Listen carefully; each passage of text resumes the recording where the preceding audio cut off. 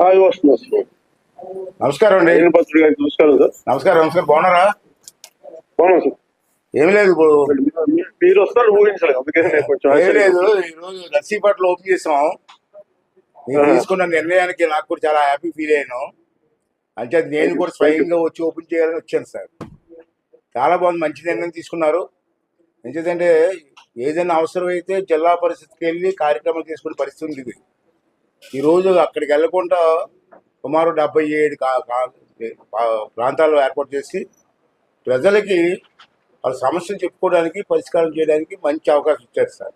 చాలా thanks sir. నేను చాలా ధన్యవాదాలు తెలియజేస్తున్నాను. యాజ్ అ స్పీకర్గా మీరు చేసిన నిర్ణయానికి చాలా థ్యాంక్స్ అండి.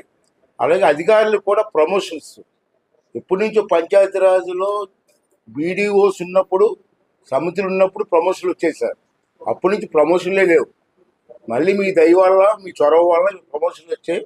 అధికారులు అంతా చాలా హ్యాపీగా ఉన్నారు sir. One more issue sir. ఇప్పుడు మనకి రామనారాయణ రెడ్డి గారు శాశ్వతమైన బిల్డింగ్ కట్టమని చెప్పారు సార్.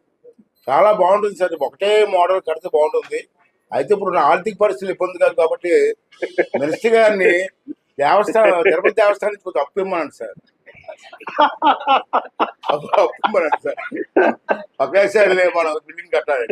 రెండోసారి one more sir, last issue sir. NREGA ద్వారా